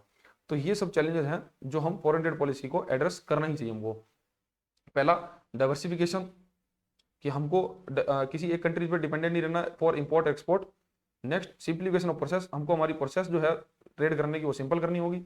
डी ग्लोबलाइजेशन को रिस्पॉन्ड करने की जरूरत है कि अब डी ग्लोबलाइजेशन के टाइम में भी हमको ये देखना होगा कि हमारा ज्यादातर कंट्रीज के साथ हम अच्छा रिश्ता रख पाए और हमारा जो एक्सपोर्ट है उसको बढ़ा पाए। क्योंकि अब जो कंट्रीज हैं वो इनवर्ड लुकिंग पे जा रही हैं, तो हमको उस पर भी टैकल करना होगा। और कोविड-19 के बाद जो रिफॉर्म्स की जरूरत थी, जैसे लैंड रिफॉर्म्स, लेबर रिफॉर्म्स या अल्टरनेटिव पेमेंट मैकेनिज्म, उसको भी बनाना होगा। तो ये सब चैलेंजेस थे जो फॉरेन ट्रेड पॉलिसी के अंदर आते हैं। अब नेक्स्ट जो टॉपिक है वो है फॉरेन डायरेक्ट इन्वेस्टमेंट और फॉरेन इंस्टीट्यूशनल इन्वेस्टमेंट। तो पहले बात करेंगे फॉरेन डायरेक्ट इन्वेस्टमेंट्स क्या होती है। Foreign direct investment is an investment made in a country by a foreign investors, often a company, to control or the ownership of the entity in that country। मतलब foreign direct investment बोला जाता है जब बाहर का व्यक्ति या कोई कंपनी इंडिया के अंदर इन्वेस्टमेंट करती है किसी कंपनी के अंदर, उस पैसे को बोला जाता है फॉरेन डायरेक्ट इन्वेस्टमेंट। और वह जो पैसा आएगा इंडिया में तो उसको उस कंपनी में अंदर क्या मिलेगी, ओनरशिप मिलेगी। ये आपको ध्यान रखना है कि उसको मिलेगी ओनरशिप। तो इस पैसे को बोलता है FDI, foreign direct investment. FDI is the key engine of economic growth as it helps in maintaining high growth rate, enhancing productivity and generating employment. क्योंकि एफडीआई जो है वो हमारी इकोनॉमी के लिए इकोनॉमिक ग्रोथ का सबसे बड़ा इंजन है। ये कैसे बोल सकते हैं हम, ये इसलिए क्योंकि देखो अगर कोई व्यक्ति बाहर से इंडिया के अंदर पैसा लगा रहा है किसी कंपनी के अंदर, ठीक है, मान लो किसी कंपनी पैसा लगाया, अब कंपनी ने पैसा लगाया तो वो कंपनी उस पैसे का यूज क्या करेगी कि वेरियस प्लांट एंड मशीनरी खरीदेगी। अगर वो प्लांट एंड मशीनरी खरीदेगी तो उससे क्या होगा, उनकी प्रोडक्शन बढ़ेगी, ठीक है, प्रोडक्शन बढ़ेगी। अब प्रोडक्शन बढ़ेगी तो उसके एक्सपोर्ट बढ़ेंगे, एक्सपोर्ट बढ़ेंगे तो इंडिया के अंदर क्या आएगा, विदेशी मुद्रा, ठीक है, फॉरेन करेंसी। और फॉरेन करेंसी आएगी तो हमारे देश का इकोनॉमिक डेवलपमेंट होगा। तो ये पूरा साइकिल होता है। और इसके साथ क्या होगा, जब वो प्लांट और मशीनरी लगाएगा प्रोडक्शन बढ़ाएगा, प्रोडक्शन के साथ वो करेगा जॉब क्रिएट, ठीक है, नए लोगों को हायर करेगा तो जॉब क्रिएट होगा। ये तो ओवरऑल जो स्ट्रक्चर देखेंगे ना तो एफडीआई बहुत हेल्पफुल है। जिस कंट्री के अंदर एफडीआई का फ्लो ज्यादा है तो वो देश प्रॉस्पर होता ही होता है। तो इसलिए हम कह सकते हैं कि एफडीआई की इंजन है इकोनॉमिक ग्रोथ का, क्योंकि ये हमको हाई ग्रोथ रेट अचीव करने में मदद करता है, प्रोडक्टिविटी बढ़ाता है और इंप्लॉयमेंट को जनरेट करता है। Indian government has been implementing a series of changes to liberalise and simplify its FDA policy to improve ease of doing business. और भारत सरकार समय समय पर एफडीए पॉलिसी को रिफॉर्म करती रहती है जिससे कि एफडीए पॉलिसी और लिबराइज हो सके और सिंप्लीफाई हो पाए, क्योंकि ईज ऑफ डूइंग बिजनेस को बढ़ावा देना सरकार चाहती है। अब एफडीए इंडिया में फ्लो होने के लिए दो तरीके के रूट हैं, एक है ऑटोमेटिक रूट और एक है गवर्नमेंट रूट, ठीक है। अब ऑटोमेटिक रूट ये है जब कोई व्यक्ति या कंपनी बाहर की जो फॉरेन कंपनी इंडिया में पैसा लगाना चाहती है तो उसको गवर्नमेंट से किसी भी तरह की परमिशन लेने की जरूरत नहीं है, वो डायरेक्ट पैसा को इन्वेस्ट कर सकती है, ठीक है। तो वो हो गया ऑटोमेटिक रूट। और गवर्नमेंट रूट मतलब कि आपको गवर्नमेंट से परमिशन की जरूरत है। कुछ ऐसे सेक्टर्स होते हैं जिसमें गवर्नमेंट इंटरफेयर करना चाहती है कि ऐसा ना हो कि अगर बाहर की कंट्री उसमें मेजोरिटी स्टेक हायर ले तो वो फिर अपनी मनमानी करने लग जाए, इसलिए गवर्नमेंट रूट भी रखती है। तो ऑटोमेटिक रूट की बात करते हैं। FDI is permitted through the automatic root without any prior approval from the government और आरबीआई इन मोस्ट सेक्टर। तो बहुत से सेक्टर्स के अंदर अगर फॉरेन कंट्री से कोई भी पैसा एफडीआई के थ्रू इंडिया में डालना चाह रहा है तो उसको ऑटोमेटिक रूट के लिए या तो गवर्नमेंट या किसी आरबीआई से किसी भी प्रायर अप्रूवल की जरूरत नहीं होगी। Indian company receiving the FDI simply has to report the transaction to RBI. अगर कोई इंडियन कंपनी पैसा उसको प्राप्त करती है एफडीआई के थ्रू तो बस उसको पैसा लेने के बाद आरबीआई को रिपोर्ट में बताना होगा कि हमने ये पैसा रिसीव किया है। लेकिन अगर वो गवर्नमेंट रूट के साथ जाते हैं तो उसमें क्या है, foreign investment in activities that are not covered by the automatic route requires prior permission from the government. अब कुछ ऐसे सेक्टर्स हैं जो गवर्नमेंट ने पहले से डिसाइड कर रखे हैं कि उसके अंदर आप इन्वेस्टमेंट करना चाहते हो या कुछ सर्टेन परसेंटेज से ज्यादा आप उस कंपनी में इन्वेस्टमेंट करना चाहते हो, तब आपको गवर्नमेंट से अप्रूवल की जरूरत होगी। These proposals are reviewed by the relevant administration ministry और डिपार्टमेंट। और ये जो प्रपोजल आएंगे गवर्नमेंट के पास तो वो किस सेक्टर में किस इंडस्ट्री में पैसा लगाना चाहेगा तो वो फिर देखेगी उस रेलेवेंट मिनिस्ट्री कि वो किस वो जो सेक्टर है वो किस मिनिस्ट्री के अंदर में आता है, तो उसके द्वारा उसको एनालाइज किया जाएगा। फिर उसके आधार पर वो निर्णय लेंगे कि वो पैसा अलाउ करना है या नहीं करना है। तो एफडीआई इंडिया में दो तरीके के रूट हैं, एक ऑटोमेटिक रूट और एक गवर्नमेंट रूट। ये दोनों हमने समझ लिए कि ऑटोमेटिक के अंदर किसी से अप्रूवल नहीं लेना, वो डायरेक्ट इन्वेस्टमेंट कर सकती है और कंपनी को पैसे लेने के बाद आरबीआई को इंटीमेट करना होगा, एक रिपोर्ट में बताना होगा हमने ये पैसा रिसीव किया है। और गवर्नमेंट रूट के अंदर पहले गवर्नमेंट से अप्रूवल लेना होगा और गवर्नमेंट का वो रिलेवेंट जो रिस्पेक्टिव डिपार्टमेंट होगा या मिनिस्ट्री होगी वो उसको एनालाइज करेगी, उसके बाद उसको अलाउ करेगी। अब किस सेक्टर के अंदर कितना पैसा अलाउ है, कितने परसेंटेज कोई विदेशी कंपनी उसको ऑन कर सकती है, वो हम इस टेबल के द्वारा समझेंगे। अब ये बहुत वेरियस सेक्टर्स के नाम लिखे हैं, उसमें कितना परसेंट एफडीआई अलाउ है। जैसे सबसे पहला है एग्रीकल्चर और एनिमल हस्बेंड्री। अगर कोई व्यक्ति एग्रीकल्चर के अंदर या एनिमल हस्बेंड्री मतलब जैसे पोल्ट्री फार्म या इस तरह के जो है मत्स्य पालन, तो उसको बोलते हैं एनिमल हस्बेंड्री, ठीक है। तो इसके अंदर कोई अगर बाहर का व्यक्ति कोई कंपनी एस्टेब्लिश इंडिया में करना चाहता है तो वो कर सकता है 100%। मतलब कोई भी विदेशी कंपनी या व्यक्ति भारत के अंदर कोई कंपनी स्थापित करना चाहता है for the sector of agriculture and animal husbandry, तो वो 100% कंपनी को ओन कर सकता है, वो भी ऑटोमेटिक रूट के जरिए। मतलब उसको आरबीआई को प्रायर परमिशन की जरूरत नहीं है, वो आरबीआई को बाद में बता सकता है। ठीक है, तो इस प्रकार से पूरी लिस्ट है। मैं आपको पूरी लिस्ट नहीं बताऊंगा, मैं आपको बता देता हूँ जो आपके लिए इंपॉर्टेंट है। ठीक है, आपको वो चीज याद रखनी चाहिए और आपको ये पढ़ना जरूर है। आपको ये पता होना चाहिए कि हमारी एफडीआई किस चीज में कितना अलाउ है।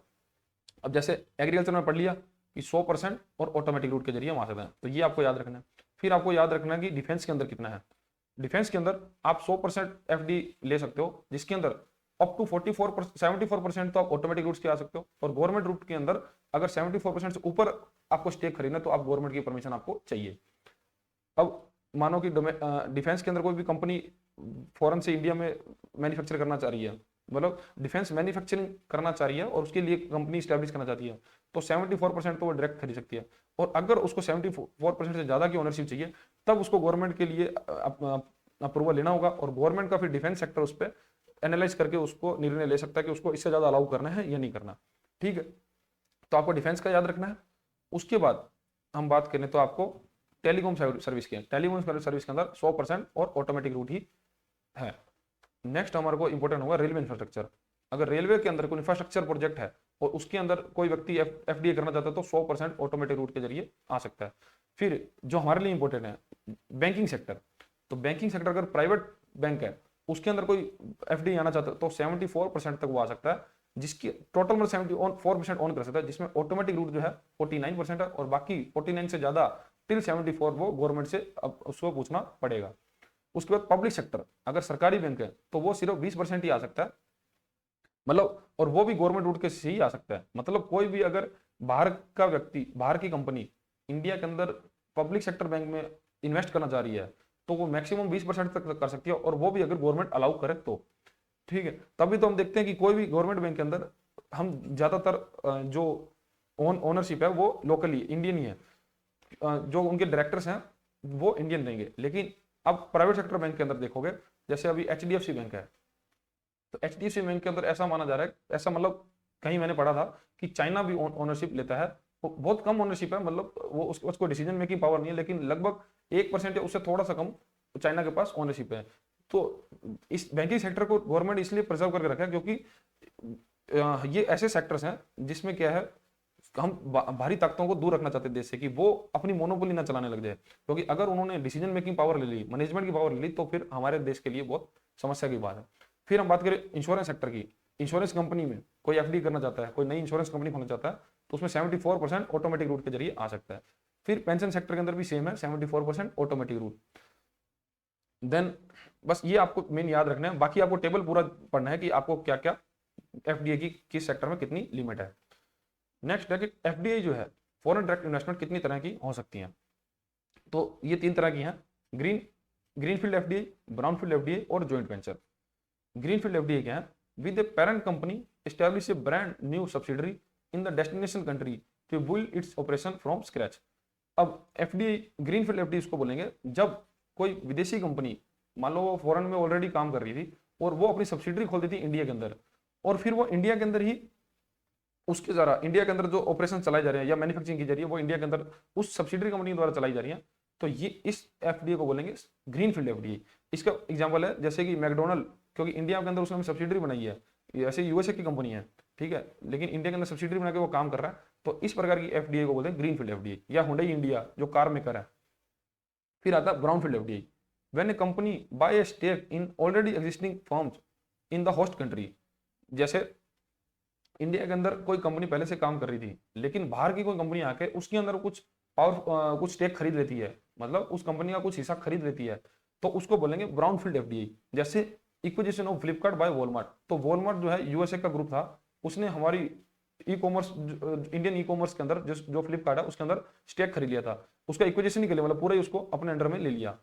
और इक्विजिशन मतलब कुछ इसमें मेजोरिटी स्टेक वॉलमार्ट ने खरीदे, लगभग 77%, तो इसको बोलेंगे ब्राउनफील्ड एफडीए। ग्रीनफील्ड ये है कि बाहर की कंपनी इंडिया में आकर काम करना शुरू कर देती है अपनी सब्सिडरी बना के, तो वो ग्रीनफील्ड एफडीए, तो उसने नया से काम शुरू किया। ब्राउनफील्ड एफडी मतलब कि ऑलरेडी काम करने वाली कंपनी को कोई बाहर की कंपनी खरीद लेती है इंडिया में, तो उसको बोलते हैं brownfield FD.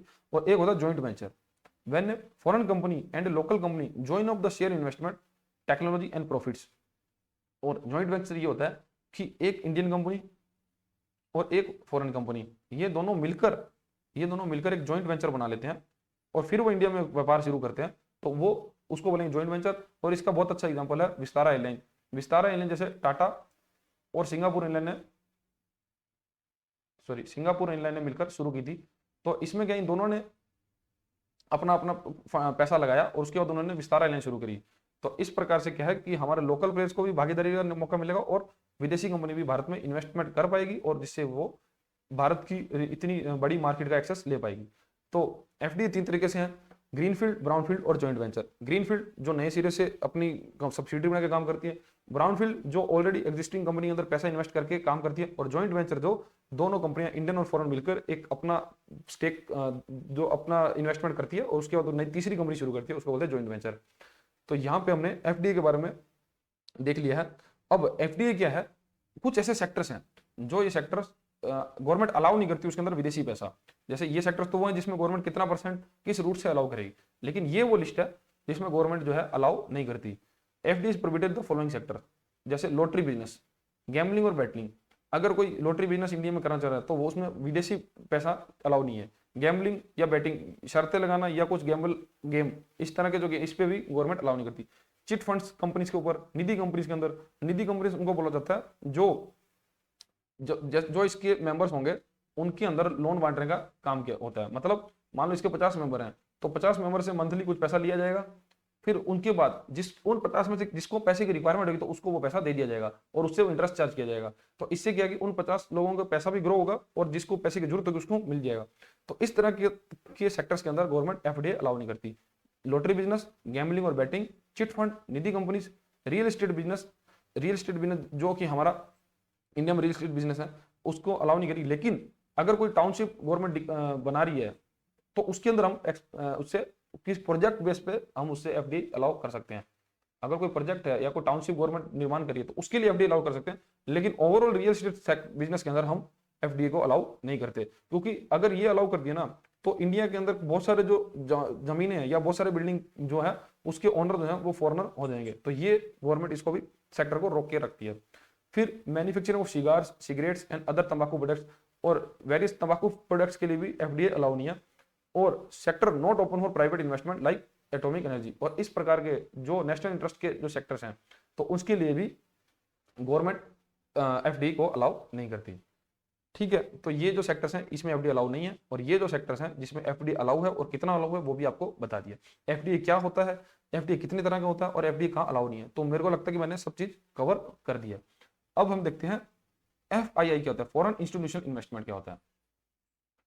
Foreign institutional investments, now more commonly known as foreign portfolio investments, refer to the short-term capital invested in countries' financial assets like stock or hedge funds. तो फॉरेन इंस्टीट्यूशन इन्वेस्टमेंट क्या है, जैसे कोई company है, Indian company, वो stock market पे list है, ठीक है, स्टॉक मार्केट में लिस्ट है। अब उस कंपनी का स्टॉक जो है वो मार्केट में ट्रेड कर रहा है। अब अगर कोई व्यक्ति उस स्टॉक को परचेज कर लेता है, अगर कोई फॉरेन व्यक्ति उस स्टॉक को परचेज करता है तो वो कंपनी उसको कैसे देखेगी कि वो उसको मिली है फॉरेन इंस्टीट्यूशनल इन्वेस्टमेंट या फिर फॉरेन पोर्टफोलियो इन्वेस्टमेंट, एक ही चीज है, टर्म नाम अलग अलग है। ठीक है, तो एफडीआई तो ये था कि कोई व्यक्ति बाहर से आकर हमारे देश में कोई कंपनी को ओन करता है तो उसको बोलेंगे एफडीआई। लेकिन कोई बाहर का व्यक्ति देश में आकर उस कंपनी के स्टॉक्स खरीद लेता है तो वो बोलेंगे एफआईआई, फॉरेन इंस्टीट्यूशन इन्वेस्टमेंट या फॉरेन पोर्टफोलियो इन्वेस्टमेंट। कॉमनली क्या है ना, एफआईआई ये शॉर्ट टर्म के लिए आते हैं, ये शॉर्ट टर्म के लिए आएंगे क्योंकि इनको क्या बस प्रॉफिट निकालना है और चले जाना है। लेकिन एफडीआई जो है वो लॉन्ग टर्म विजन के साथ आते हैं, उनको इंडिया के अंदर कंपनी सेटल करनी है, उस कंपनी को लॉन्ग टर्म के लिए चलाना और उससे लंबे समय तक पैसा इंडिया से कमाना है। और इसके अपोजिट एफआईआई जो है शॉर्ट टर्म के लिए आएंगे, वो स्टॉक खरीदेंगे, जब उनको प्रॉफिट लगेगा तो मार्केट से वापस निकल जाएंगे। तो ये हो गए FII. It is generally volatile and often called hot money.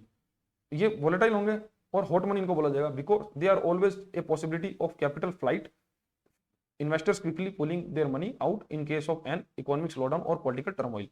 तो FIS के अंदर जो पैसा आता है उसको हम हॉट मनी बोलते हैं। इसको इसलिए बोला जाता है क्योंकि FIS क्या है ना, आपको बताया कि शॉर्ट टर्म के लिए आते हैं। जब मार्केट में इंस्टेबिलिटी आई या पॉलिटिकल टर्मोइल हो या कोई देश के अंदर कोई राजनीतिक समस्या आ गई, ठीक है, तब वो फटाफट अपना पैसा निकाल लेंगे और जिससे क्या इंडिया के अंदर फॉरेन करेंसी कम, मतलब स्टॉक मार्केट जो हमारी गिरने लग जाएगी और फॉरेन करेंसी इंडिया में फ्लो करना कम हो जाएगी। ये आप जो हॉट मनी टर्म है ना, ये आपको याद रखनी है कि हॉट मनी किसको बोलते हैं, क्योंकि ये एग्जाम में बहुत बार पूछी गई है, जेआईबी के एग्जाम में बहुत बार आई है कि हॉट मनी किसको बोलते हैं। तो ये हॉट मनी बोला जाता है FIIs को। FIIs जो पैसा लगाते हैं उसको हॉट मनी। बेसिकली ये है कि जो वॉलेटाइल होता है, जो पैसा वॉलेटाइल होता है, क्योंकि कभी भी इंडिया में फ्लो हो सकता है, आ सकता है, जा सकता है, तो उस तरह के पैसे को बोलते हैं हॉट मनी। FIIs और FPIs are registered with SEBI to play essential part of country's capital market performance. और जो फॉरेन इंस्टीट्यूशनल इन्वेस्टमेंट है या फॉरेन पोर्टफोलियो इन्वेस्टमेंट है, वो इन्वेस्टर्स हैं जो सेबी के साथ रजिस्टर होना चाहिए, उसके बाद ही वो इंडिया में पैसा लगा सकते हैं। और सेबी क्या है, हमारे इंडिया के अंदर कैपिटल मार्केट का रेगुलेटर है, कैपिटल मार्केट रेगुलेटर, जो हम पिछले चैप्टर में पढ़ चुके हैं। अब हम देख रहे हैं कि FDI और FIIs में मेजरली डिफरेंस क्या है। तो FDI और FII, nature of investment goes directly into production machine और फैक्ट्रीज। तो FDI का जो पैसा है वो उस कंपनी के प्रोडक्शन के लिए जाता है, जो मशीन और फैक्ट्रीज वो सेटल करते हैं। FIIs का पैसा goes into financial market like stock और बॉन्ड्स। और कंपनीज को वो पैसा जो मिलता है FII से, वो उसके फाइनेंशियल मार्केट के अंदर जाता है लाइक स्टॉक और बॉन्ड्स के लिए। टाइम पर्सपेक्टिव, तो FDI वो लॉन्ग टर्म के लिए आती है और FII शॉर्ट टर्म के लिए आती है। स्टेबिलिटी, FDI का पैसा जो स्टेबल इन नेचर है, लो थ्रेट ऑफ कैपिटल फ्लाइट, तो इसमें डर ये कम हो गया कि वो पैसा कंपनी बंद करके वो चला जाएगा, तो उसमें पैसा जाने का, कैपिटल फ्लाइट का डर कम रहेगा। लेकिन FIIs में कैपिटल फ्लाइट ज्यादा रहेगी और हॉट मनी उसमें रहती है, volatile in nature, high threat of capital flight, मतलब उसमें ये डर हमेशा रहेगा कि वो पैसा जल्दी निकाल लेंगे। Type can be greenfield, brownfield और जॉइंट वेंचर। तो इस FDI के अंदर जो पैसा है वो ग्रीनफील्ड हो सकता है, ब्राउनफील्ड और जॉइंट वेंचर में हो सकता है, जो कि हम ऊपर पढ़ चुके हैं। लेकिन FIIs में take a from hedge fund etcetera. तो इसमें क्या, हेज फंड के लिए पैसा लगाया जाता है। हेज फंड मतलब क्या होता है कि जब अपॉर्चुनिटी दिखती है फॉरेन इन्वेस्टर को, तब वो पैसा लगाते हैं और जब उसको बेनिफिट मिलता है वो निकल जाते हैं। हेज फंड का मतलब अपने प्रॉफिट को मेंटेन करके चलना हमेशा। जैसे अगर किसी व्यक्ति ने जापान के अंदर किसी स्टॉक में इन्वेस्ट कर रखा था, लेकिन अब उसको लगा कि इंडिया के अंदर ज्यादा अपॉर्चुनिटी है, तब वो अपना पैसा जापान से निकाल के इंडिया में डाल देगा, और जब उससे लगेगा कि जापान में अपॉर्चुनिटी वापस आ गई तो वो पैसा लेकर जापान में, मतलब बार बार उसको अपनी रिटर्न्स के लिए भागते रहना, उसको ही हेज फंड बोला जाता है। तो ये हो गया FDI और FII में डिफरेंस। नेक्स्ट टॉपिक हमारा economic development and economic growth. तो what is economic development? Economic development is defined as a sustained improvement in society's material well-being. It is wider concept than economic growth. In addition to the growth of national income, it includes positive social, culture, and political and economic changes that contribute the material progress. It includes changes like more equitable income distribution, more employment, and poverty reduction. तो economic development का मतलब है कि हम as a society grow करें, हम as a society grow करें। इसके अंदर हम जो हमारा इनकम डिस्ट्रीब्यूशन है, जो हमारा इनकम डिस्ट्रीब्यूशन है पूरे देश में, तो वो इक्वल हो, मतलब इक्वल मतलब कि उसका जो रेशियो है वो बहुत ज्यादा कम हो, डिस्पैरिटी जो इनकम की है वो कम हो। ऐसा नहीं कि बहुत ज्यादा अमीर आदमी को बहुत ज्यादा पैसा हो और गरीब बहुत ज्यादा गरीब हो। तो इकोनॉमिक डेवलपमेंट का मतलब है कि हम एज ए सोसाइटी ग्रो करें, हम सोशली ग्रो हो, हमारी वेलबिंग सही, मतलब बड़े कल्चरली हम ग्रो करवाएं, जिससे कि एक सही समाज बन पाएगा और हमारा इकोनॉमिक डेवलपमेंट हो पाएगा। इकोनॉमिक डेवलपमेंट का मतलब सिर्फ यही नहीं है कि हमारी जो नंबर्स हैं, चाहे हमारा इकोनॉमिक ग्रोथ हो, मतलब जैसे कि हमारा GDP ग्रो करे या नेशनल इनकम ग्रो करे। हमारा इकोनॉमिक डेवलपमेंट से मतलब है कि हमारा GDP और नेशनल इनकम के अलावा भी एज ए सोसाइटी हम ग्रो करें, ठीक है, मतलब ये वाइडर टर्म है। और जो इकोनॉमिक ग्रोथ है, इकोनॉमिक ग्रोथ का मतलब सिर्फ यही है कि हमारा GDP और नेशनल इनकम ही ग्रो कर पाए।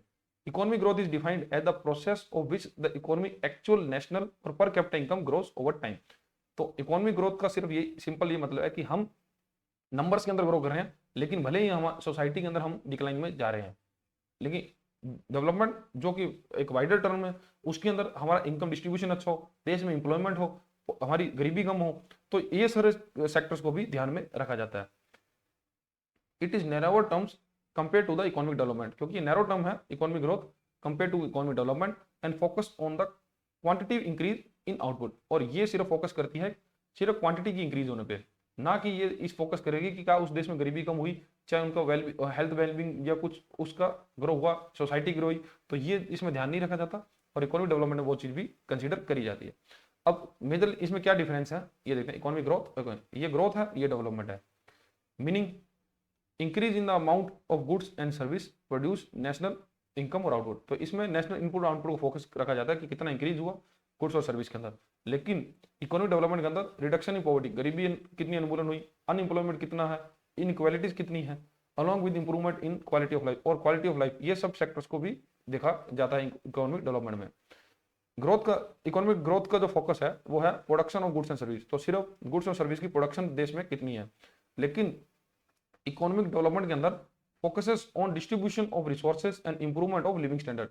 तो इकोनॉमिक डेवलपमेंट के अंदर ये देखा जाता है कि देश के जितने रिसोर्सेज हैं उसका डिस्ट्रीब्यूशन किस आधार पर हो रहा है, और हमारे देश में रहने वाले लोगों का लिविंग स्टैंडर्ड कितना अच्छा है। फिर इकोनॉमिक ग्रोथ के अंदर सिंगल डायमेंशनल जो नेचर है, सिंगल डायमेंशन है, फोकसिंग ओनली इनकम। तो इकोनॉमिक ग्रोथ के अंदर हम सिर्फ सिंगल डायमेंशन में ही सोचते हैं, हम सिर्फ इनकम को ग्रो करने के बारे में ही सोचते हैं। और जो इकोनॉमिक डेवलपमेंट की बात करें तो मल्टी डायमेंशनल है, focusing on income and overall improvement of living standard. तो इकोनॉमिक डेवलपमेंट के अंदर हम मल्टी डायमेंशनल सोच के साथ आगे बढ़ते हैं, और हम इसमें लिविंग स्टैंडर्ड नंबर्स के साथ साथ जो नंबर हमारे देश के जीडीपी के, इनकम के और वेरियस जो भी रेशियोज हैं, उसके अलावा भी हम इसमें देखते हैं कि लिविंग स्टैंडर्ड हमारी कंट्री के हाई होने चाहिए। Then relationship, it is a precursor and prerequisite of economic development. तो इकोनॉमिक ग्रोथ जो है वो प्रिकर्सर है, मतलब एक बेस है इकोनॉमिक डेवलपमेंट होने का, और सबसे पहले इकोनॉमिक ग्रोथ होगी उसके बाद ही हम डेवलपमेंट की तरफ मूव कर पाएंगे।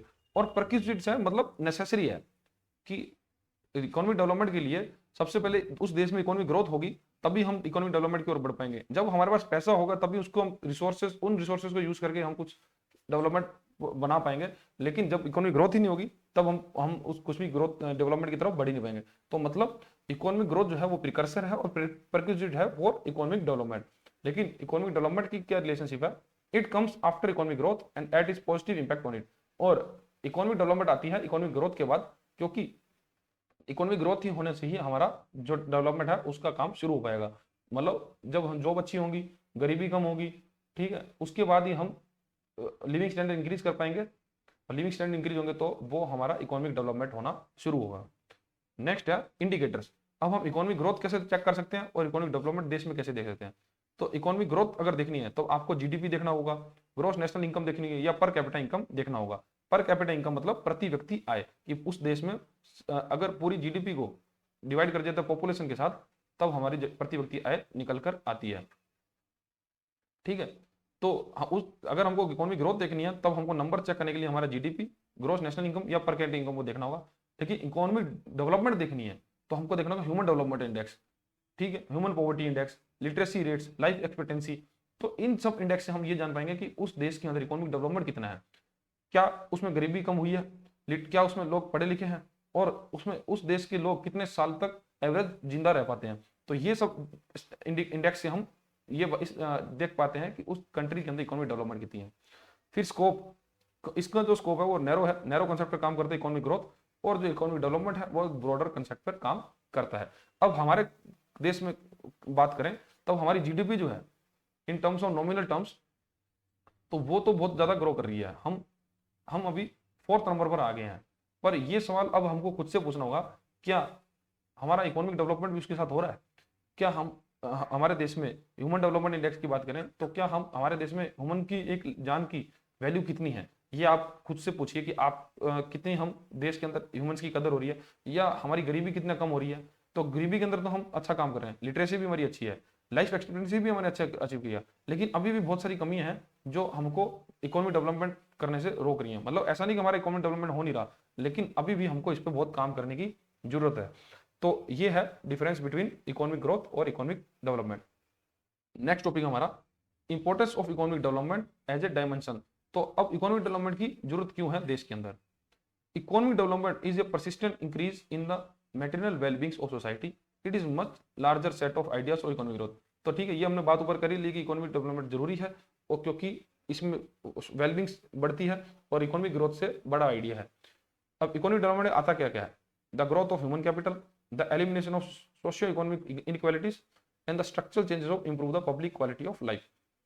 तो इकोनॉमिक ग्रोथ के अंदर एक तो ह्यूमन कैपिटल, मतलब जो हमारे लोग हैं उनकी वेलबींग हो, वो अच्छे स्वस्थ रहें, एजुकेटेड रहें, ठीक है, और उनको स्किलफुल रहें, ठीक है। तो ये ह्यूमन कैपिटल है हमारी, ये देश की ह्यूमन कैपिटल है।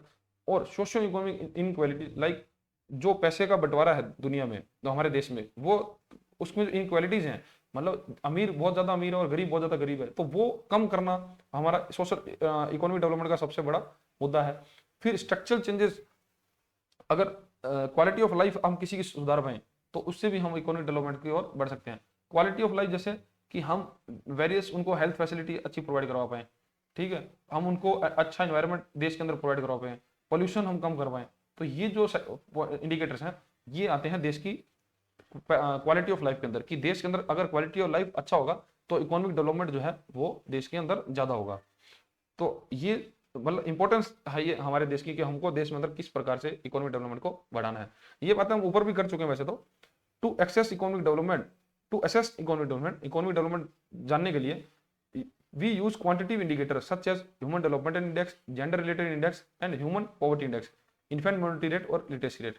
तो हम इकोनॉमिक डेवलपमेंट को जानने के लिए वेरियस इंडेक्स को यूज करते हैं, जैसे ह्यूमन डेवलपमेंट इंडेक्स, कि उस देश में ह्यूमन एज ए ह्यूमन कितने ग्रो हो रहे हैं, जेंडर इक्वालिटी कितनी है, मतलब उस हमारे देश के अंदर अगर जो जेंडर के साथ भेदभाव तो नहीं है, अगर वो फीमेल है तो उसको कुछ ऐसा तो नहीं कम माना जाता है और मेल को ज्यादा माना जाता है, या वर्क प्लेस के अंदर मेल को ज्यादा डोमिनेटिंग माना जाता है, या उसको जो पे है, जो उसको सैलरी है वो ज्यादा दे रही है in with comparison to female. तो ये सब जो इंडेक्सेस हैं इससे हम पता निकाल पाते हैं कि देश के अंदर इकोनॉमिक डेवलपमेंट किस प्रकार है, या गरीबी कितनी है देश के अंदर।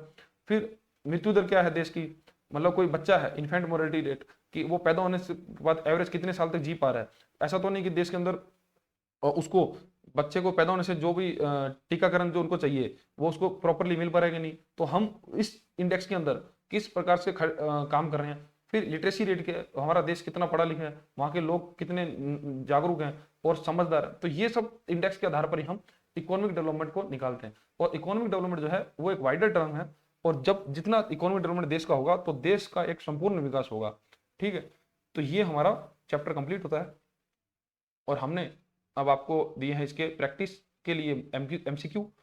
ये एमसीक्यू आपको पता ही है कि आप हमारे वेबसाइट पर जाकर लगा सकते हैं क्विज, और आप अगर चाहें तो इसको पढ़ के भी सोल्व कर सकते हैं, और इसका आपको मिल जाएगा नीचे क्या आंसर की, आप इस आंसर की के साथ अपने सॉल्यूशन को वो भी मैच कर सकते हैं। देन हमने आपको प्रोवाइड कराया है क्या, क्विक रिवीजन। आप रिवीजन भी कर सकते हैं इस चैप्टर की। अब ये वीडियो खत्म होने के बाद आप इसको पढ़ सकते हैं, और इस रिवीजन का यूज आप जब एग्जाम के नजदीक आ जाओगे तब आप इसको फिर से पढ़ सकते हैं, क्योंकि ये शॉर्ट के अंदर मैं पूरा चैप्टर की समरी आपको प्रोवाइड करा देता हूँ, और ये लगभग 2 या 3 पेजों की रहती है, कुछ ज्यादा बड़ी चीज नहीं है। तो आप इसको फटाफट पढ़ सकते हैं। बस आपने अगर वीडियो पूरा अच्छे से देख लिया तो ये आपको बहुत ईजी लगेगा, ठीक है। तो अब हम नेक्स्ट वीडियो में चैप्टर 8 को कवर करेंगे, सॉरी चैप्टर 9 को हम नेक्स्ट वीडियो में कवर करेंगे।